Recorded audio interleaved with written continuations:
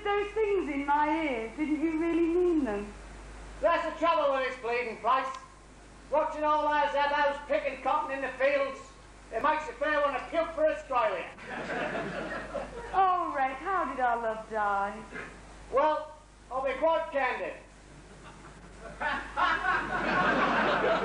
Your breath smells like an abo's cod piece. Your lips taste like an old billabong. And your arse looks like a swagman's taco bag. Oh, Rex, how can you be so cruel? Well, I'm an Aussie and we call a spade a spade. And you're an old slap. But last night, as we walked through Tara's field, you seemed so gay. Gay? Who are you calling a bleeding toaster? Oh, Rex, let's start again. Let's sell off and begin a new life. In England. England? With all those pommy bastards? I wouldn't kiss in a pom's ear if his bleeding brain was on fire. Oh, Rex, do you remember writing this letter to me? Such a lovely letter. Seems like only yesterday. Here, give it a squint at that. Hello, Sheila. Hope this letter doesn't find you up your arse in crocodile. Or just wish you were here with me at the moment. It's been weeks since I had a good screw. I like this. In fact, I'd give me left ball to get me leg over a scrappy old leather. Right now I'm covered in dingo shit. And the smell reminds me of the night I screwed you in your old man's pigsty. Those were the bleeding good old days. Anyway, Scarlet, the old cow, I've got to sign off as I've had a belly full of fosters and my old didgeridoo is screaming to point first into porcelain. Missing your old beaver, Rick. P.S. Remember what I told you? Don't be giving it away, make the bastards pay for it. I never wrote this piss. Oh, you did. Well, I must have had a bloody skinful that night. Anyway, I'm still leaving you. Oh, Rex, please don't leave. What would happen to Tara? What would happen to Mama Beth? And what would happen to the rest of the faithful servants? As far as I'm concerned, they can all bloody rot. Oh, well, Rex, then think of me. What would I do without you? How could I go through life without you? Quite frankly, my dear, I don't give a shit.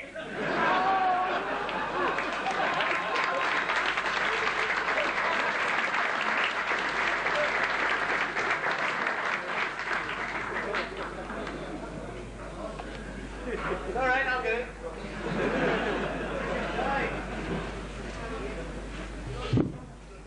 Cool. Hang on, I'll get me a drink.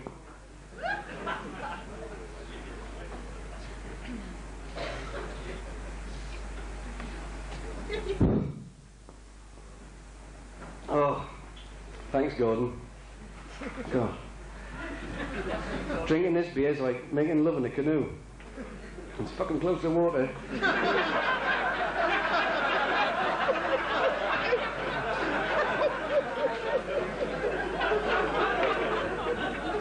I went to Gordon's house one day.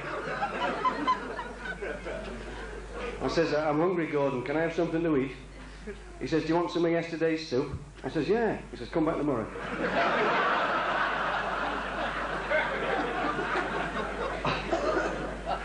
We've got some keen fishermen here at Tabuk. You in, Les?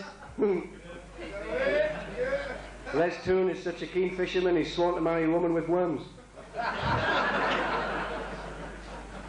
Oh, getting back to Gordon's pub, I went in there and I said,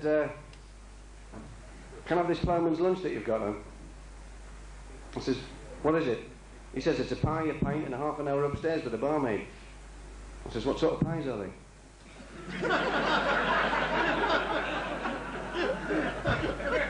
This Jew was on the telephone, and all of a sudden the telephone went dead. So he got onto the operator and he says, I was on the telephone already, and it went dead. The operator says, you must have been cut off. He says, I was, but it didn't affect my hearing.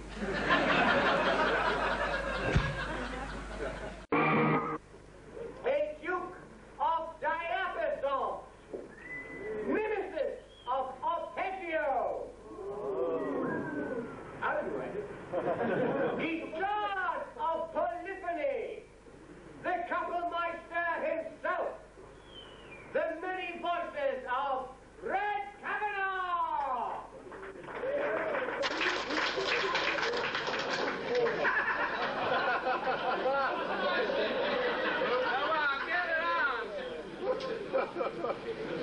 This was so crazy. I'll wait to start off. What you can see is by singing for you a number that John Huston made famous in a film about 50 years ago. Music Maestro.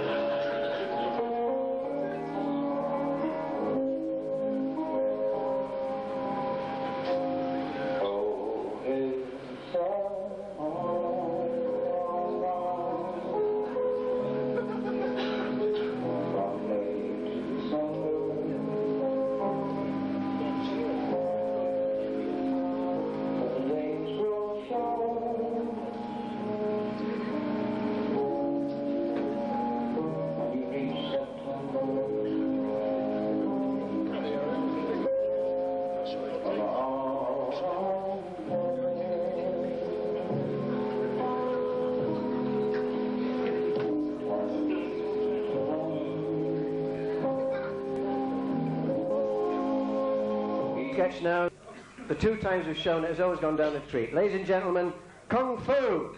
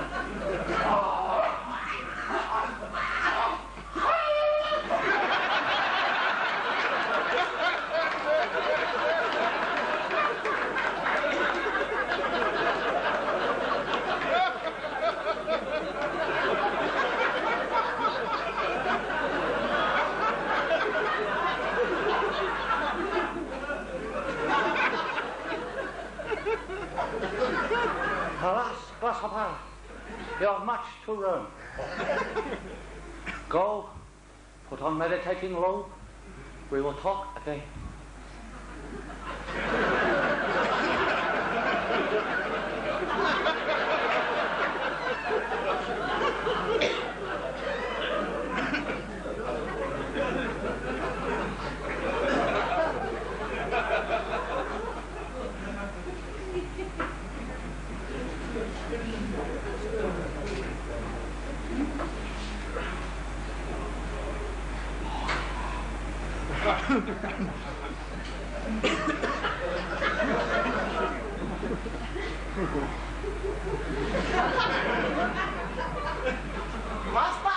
Grasshopper!